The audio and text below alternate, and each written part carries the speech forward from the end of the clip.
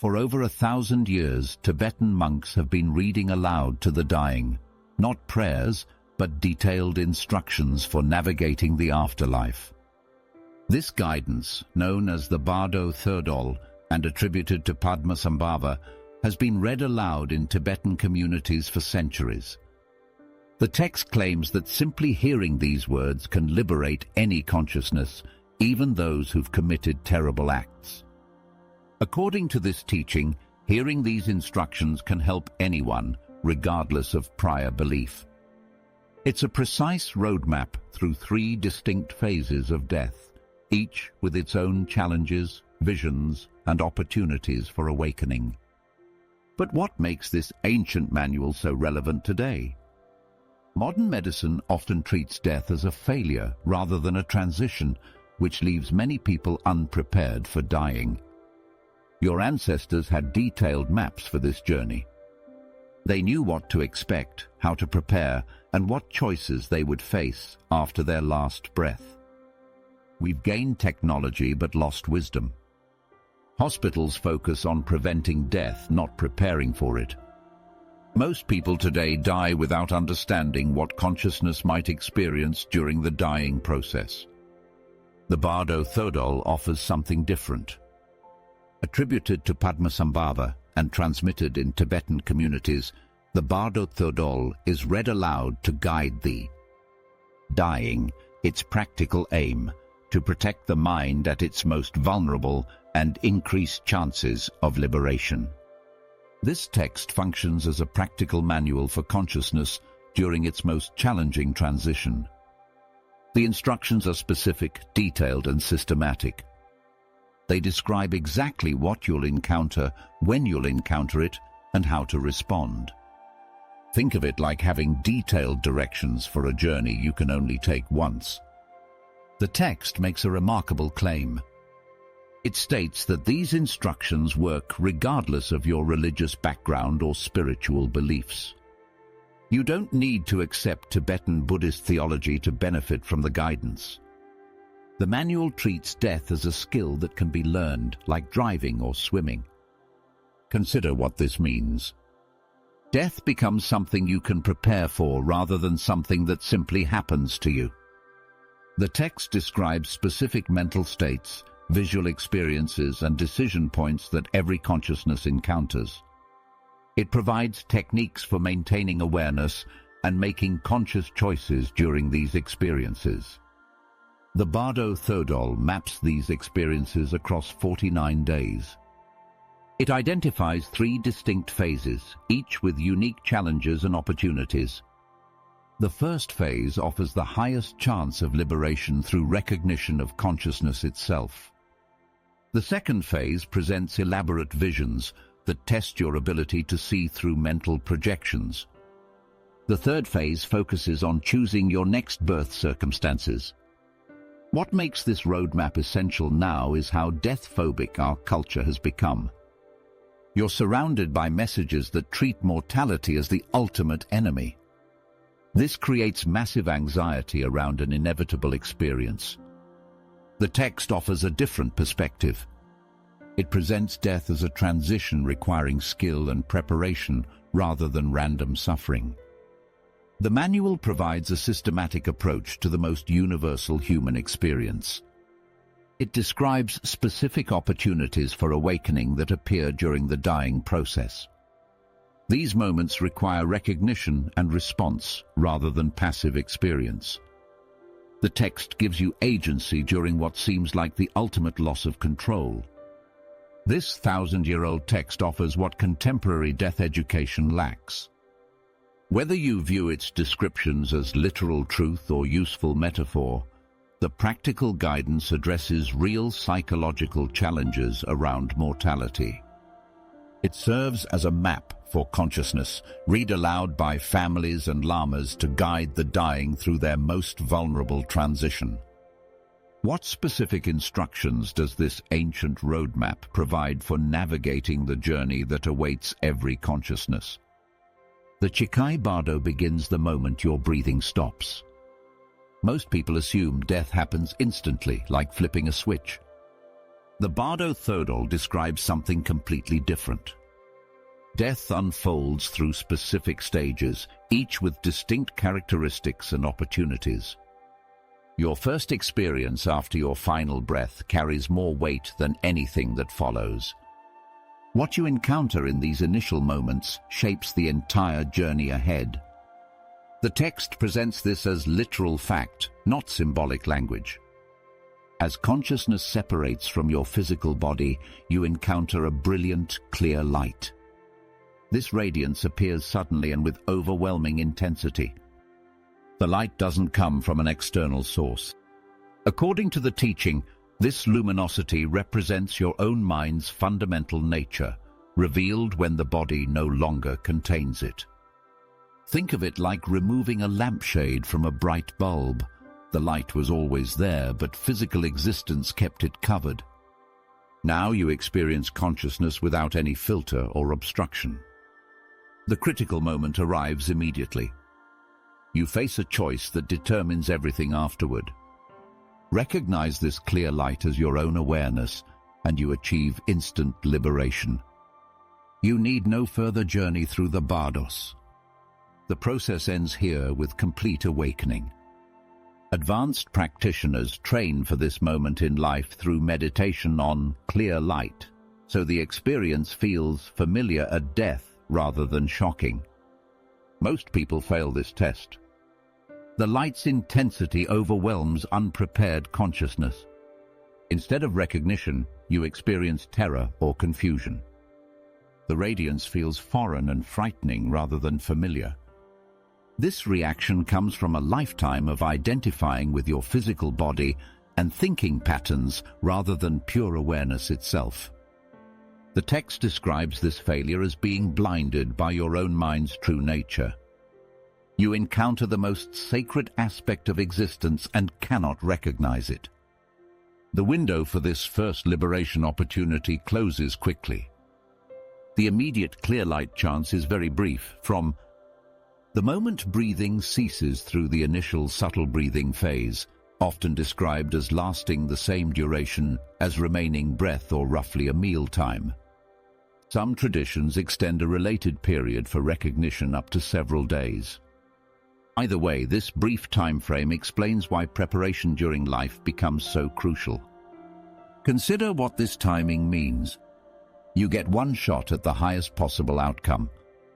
It happens almost immediately after death. No second chances. No time to figure things out. Recognition must be instant and complete. The text provides specific guidance for this moment. It instructs readers to call out to the deceased person by name. They remind the consciousness to recognize the clear light as their own mind. These verbal instructions continue even if the person appears completely unconscious. Understanding this first Bardo transforms death from a random catastrophe into a conscious transition. You realize that something specific happens at the moment of dying. The experience follows predictable patterns that can be learned and prepared for. The teaching suggests that every human consciousness encounters this same clear light experience. Cultural background, religious beliefs, and personal history don't change this fundamental encounter. The light appears regardless of who you are or what you believe. This universality makes the guidance practical rather than sectarian. You don't need to accept Tibetan Buddhism to benefit from understanding what the text describes. The instructions address human consciousness itself, not particular belief systems. But most will miss it, and that sends them into the next Bardo. When you fail to recognize the clear light, consciousness moves into an entirely different phase. This journey follows a precise timeline with specific encounters mapped across distinct stages. The 49-day structure reveals why consciousness needs this specific time frame to complete its transition. The Bardo Thodol maps awareness through 3 distinct intermediate states, each carrying unique challenges and opportunities. Navigate successfully and achieve liberation. Fail and face rebirth based on your accumulated karma. The structure isn't random. These 3 bardos follow a logical progression that mirrors how consciousness processes the transition from embodied life to whatever comes next. Each phase tests different aspects of your awareness and understanding. The Chonyid Bardo spans days 1 through 14. This phase floods your consciousness with elaborate visions. Peaceful deities appear first, radiating brilliant colored lights. These beings seem external and real, but the text reveals something crucial. They're projections of your own mind appearing as vivid, overwhelming experiences. Think of it like watching a movie where you forget you're in a theater. The images feel completely real and immediate. Your emotional reactions are genuine, even though everything you're seeing comes from a projection system. The Chonyid Bardo works similarly. Your consciousness creates these deity visions, but they feel like encounters with actual beings. The peaceful deities test your ability to recognize mental projections as products of your own awareness. Succeed in this recognition, and you achieve liberation immediately. Most consciousness fails this test. The visions seem too real, too intense, too foreign to be self-created. Days 8 through 14 shift dramatically. Wrathful protective deities replace the peaceful ones. These fierce beings appear terrifying and threatening. They're designed to test whether you can maintain recognition even when faced with frightening mental content. The principle remains the same. These wrathful forms are also projections of your own mind, but they're much harder to recognize as such. The Sidpa Bardo covers days 15 through 49. This final phase focuses entirely on the mechanics of choosing your next birth. The elaborate deity visions end. Now you face practical decisions about rebirth circumstances.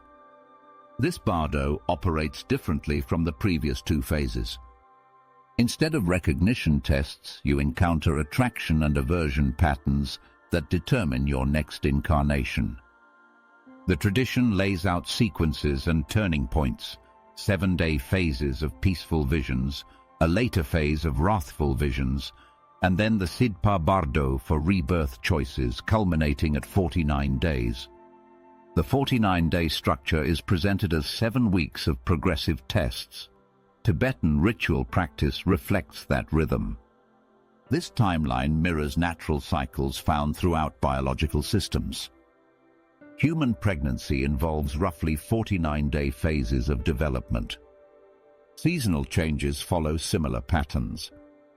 The number appears in various spiritual traditions as a period required for major transitions.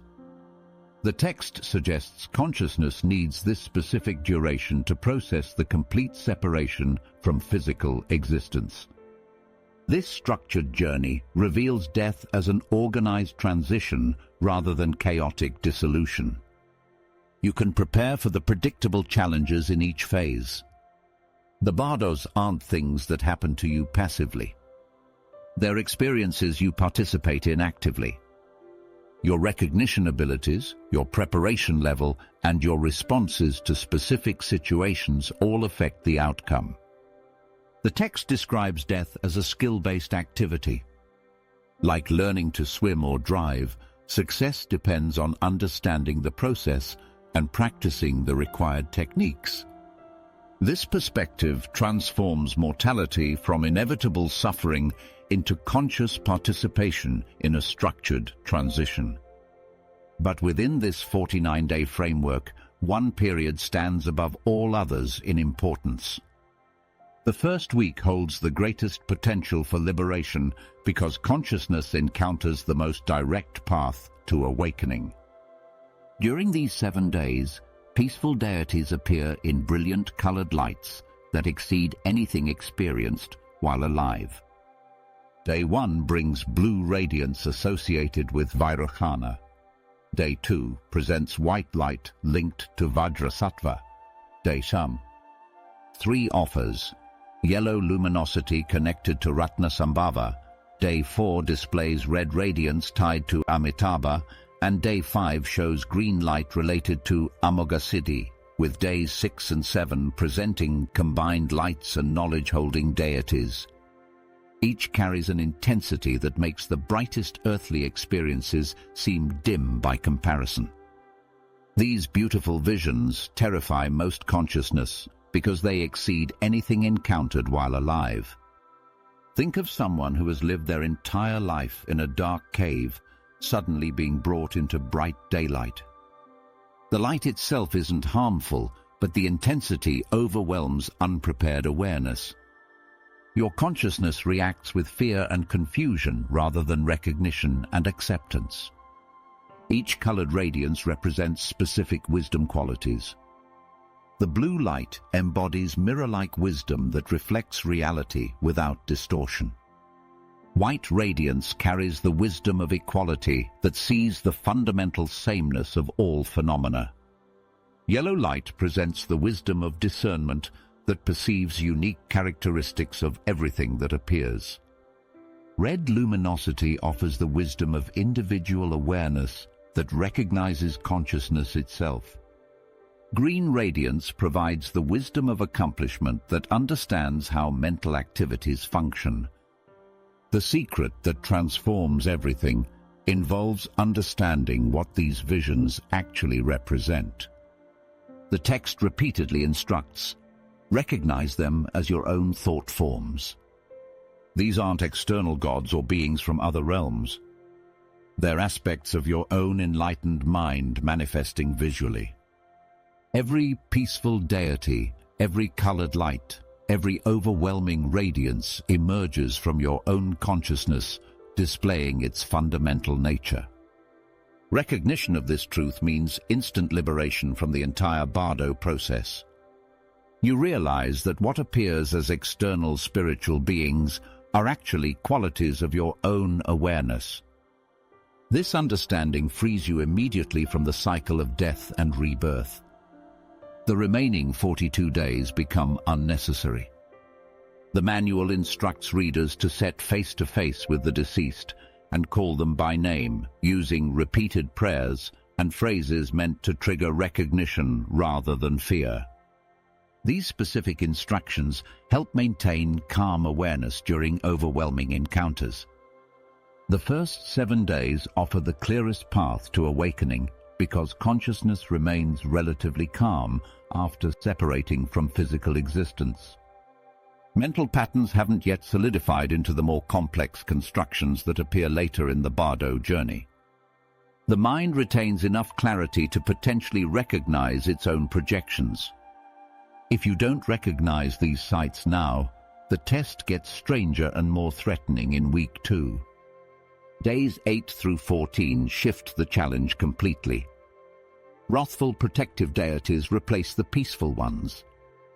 These fierce beings appear with multiple heads, arms, and terrifying expressions. They seem to threaten consciousness with destruction. Yet they serve the same function as the peaceful deities.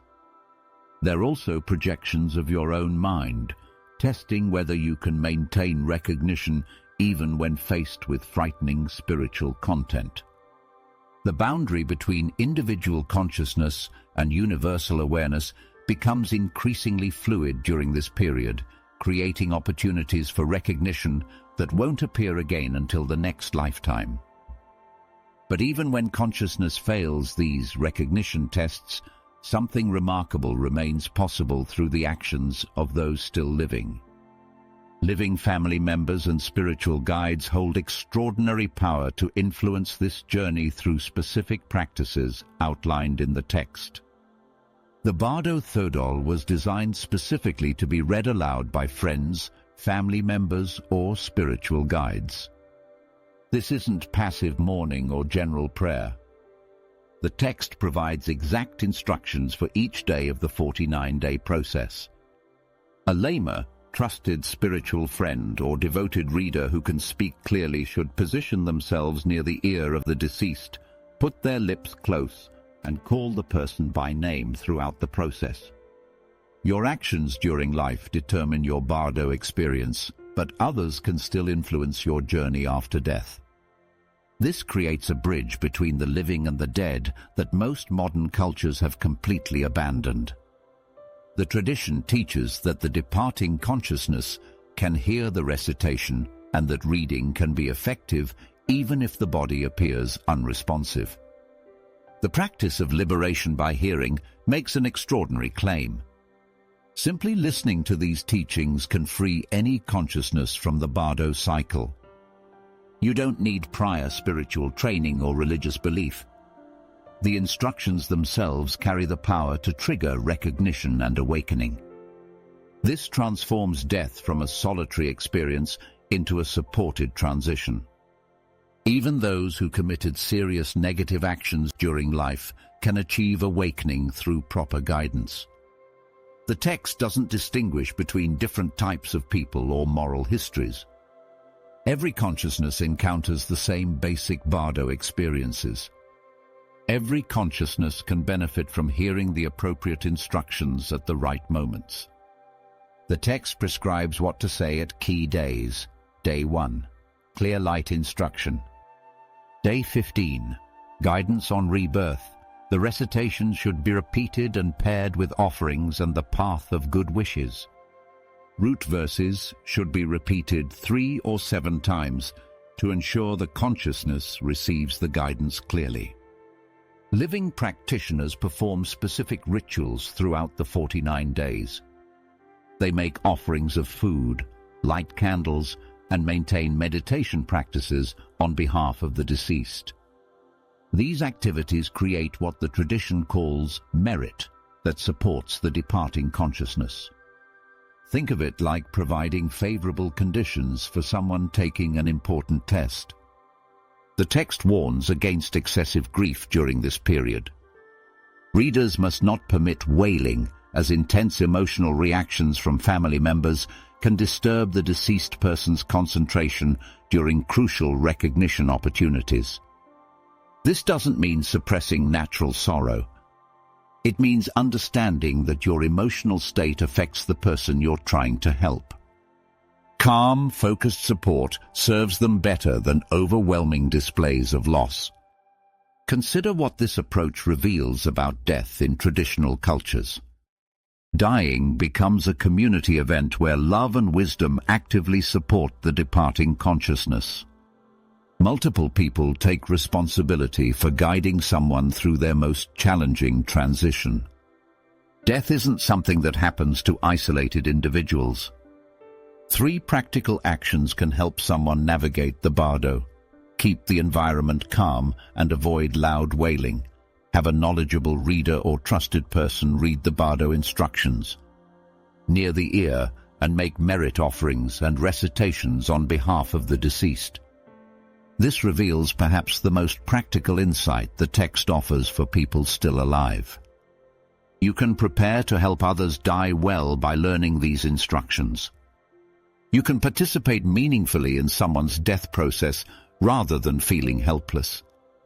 The ancient practice transforms observers into active guides who provide genuine assistance during humanity's most universal transition. But what happens when all these opportunities for liberation pass by unused? The final phase presents consciousness with one last chance to influence its destiny through conscious choice. The Sidpa Bardo presents consciousness with its final opportunity to influence destiny through deliberate choice. After missing earlier liberation opportunities, you must select your next incarnation. This choice happens based on karma, but the text reveals techniques for influencing the outcome even at this late stage. You experience having what the text calls a desire body that can pass through matter and appear anywhere you think of. This form of consciousness moves without physical limitations. Think of it like having a dream body that responds immediately to your intentions. You want to visit a distant mountain, and you're there instantly. You think of a childhood home, and you appear there without traveling through space. And that mobility is exactly what makes the last stage both strangely free and dangerously easy to misread. This freedom of movement creates both opportunity and danger. You can explore any realm or location, but your attractions and aversions during these travels create karmic momentum towards specific rebirths. Every place that draws your interest potentially becomes a birth destination. Every situation that repels you still influences where you'll end up. The challenge becomes managing these attraction and aversion patterns. When you see potential parents and feel drawn to specific family situations, that attraction pulls consciousness toward birth in those circumstances. A wealthy family might appeal to you because of their comfort and resources.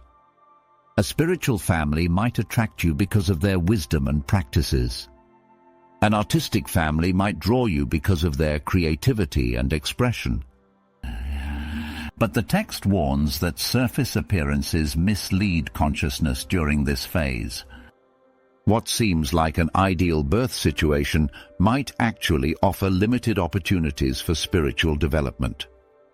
What appears difficult or challenging might provide exactly the conditions needed for growth and awakening in the next lifetime. The Bardo Thodol describes seeing potential parents engaged in intimate relations and experiencing strong emotional reactions to these visions. The text explains that emotional pulls toward one parent or the other at that moment influence whether consciousness enters a male or female birth. This is described as an effect of attraction and aversion during that critical moment. Advanced practitioners can choose pure Buddha realms instead of ordinary human birth. These purified environments offer optimal conditions for spiritual development without the limitations and distractions of normal physical existence. Consciousness trained in proper techniques can direct itself toward these elevated destinations rather than accepting random rebirth based on karmic attraction. The tradition offers 5 practical ways to avoid unwanted rebirth by closing the womb door. First, meditate on your tutelary deity as an appearance without substance. Second, refrain from entering sexual union visions and treat potential parents as guru and consort. Third, make a firm resolution to abandon attraction and repulsion through explicit renunciation. Fourth, recollect that all appearances are illusion and untrue. Fifth, rest in the clear light emptiness as a last resort. Even at this late stage, conscious choice and proper technique can dramatically alter your destiny. The rebirth process isn't completely determined by past karma. Your responses to what appears during the Sidpa Bardo actively shape what happens next. Recognition and skillful action remain possible until the moment consciousness enters a new physical form. Training your responses to attraction and aversion now is practice for this final test. Every reaction you experience in current life circumstances mirrors the same patterns that will determine your next birth. These ancient instructions reveal something profound about the nature of consciousness itself. The practical application starts with understanding what these teachings mean for daily life. The Bardo Thodol's deepest teaching isn't about death at all. It's about recognizing the nature of mind right now while you're alive and aware. Every vision and challenge described in the Bardos reflects mental patterns you experience during ordinary consciousness. Think of waking life like a lucid dream. Recognition changes everything. The skills used in mindfulness and meditation are the exact tools recommended in the Bardo Thodol for recognizing mind states at death. The peaceful and wrathful deities represent different qualities of your present consciousness. The blue radiance of mirror-like wisdom appears when your mind reflects experiences without getting caught up in them. You see what happens without immediately judging it as good or bad. The white light of equality emerges when you recognize the fundamental similarity between all experiences, whether pleasant or painful. Yellow light manifests as discerning wisdom when you perceive the unique characteristics of each moment without losing sight of the bigger picture. Red radiance shows up as individual awareness when you recognize consciousness itself, separate from its contents. Green light appears as accomplishing wisdom when you understand how mental activities function without being controlled by them. These aren't mystical states reserved for advanced meditators. You encounter these qualities of awareness throughout ordinary days. The difference lies in recognition. Most people experience these mental qualities without realizing what they represent. The Bardo teachings train you to notice and work with these aspects of consciousness deliberately. Daily meditation and mindfulness practice prepare you for Bardo experiences by familiarizing you with your own mind's patterns. When you sit quietly and observe thoughts arising and passing, you're practicing the same recognition skills needed during death transitions. When you notice emotional reactions without being overwhelmed by them, you're developing the stability required for navigating intense after-death visions. Spend 5 minutes this week noting one strong reaction, lust, anger, pride, fear, and practice simply labeling it as a mental event. This is the same recognition skill the Bardo asks for. Understanding impermanence transforms from philosophical concept into practical death preparation. Everything you encounter changes constantly. Thoughts arise and dissolve. Emotions intensify and fade. Physical sensations appear and disappear. This recognition of constant change helps you develop comfort with the dissolution process that defines the dying experience. The illusory nature of appearances becomes more than abstract teaching when you apply it to current experiences. Your mind continuously constructs a sense of solid, permanent reality from constantly changing phenomena. Recognizing this construction process prepares you for the more elaborate mental constructions described in the Bardos. The text transforms mortality from a source of anxiety into motivation for conscious living. Instead of avoiding thoughts about death, you can use mortality as a teacher that clarifies what matters most. The inevitability of death highlights the importance of developing wisdom and compassion while you have the opportunity. Whether you believe in literal rebirth or not, these teachings offer a framework for facing life's major transitions with wisdom and courage. Job changes, relationship endings, health challenges, and aging all involve similar processes of letting go and moving into unknown territory. The mental skills described in the Bardo Thodol apply to these everyday transitions. If the transition is a skill, how would you live differently? Pause to consider one small change you could try today. This ancient wisdom tradition offers something worth exploring further. The Bardo Thodol offers something remarkable, a detailed map for consciousness during its most challenging transition, backed by centuries of practice and refinement. This ancient text transforms death from mysterious dissolution into structured opportunity. 3 key insights emerge from this tradition. The central skill is recognition. Train awareness now. Loved ones can still help. Reading, offerings, and calm presence matter for 49 days. The process is structured. There are clear stages with specific guidance. Whether you see these teachings as literal truth or profound metaphor, the practical wisdom applies to anyone facing mortality with curiosity rather than fear. The techniques for recognizing mental projections work during daily life. The preparation methods develop skills you can use right now. If this perspective helped you, consider subscribing for more calm, evidence-minded overviews of ancient maps of consciousness. The real invitation is practical.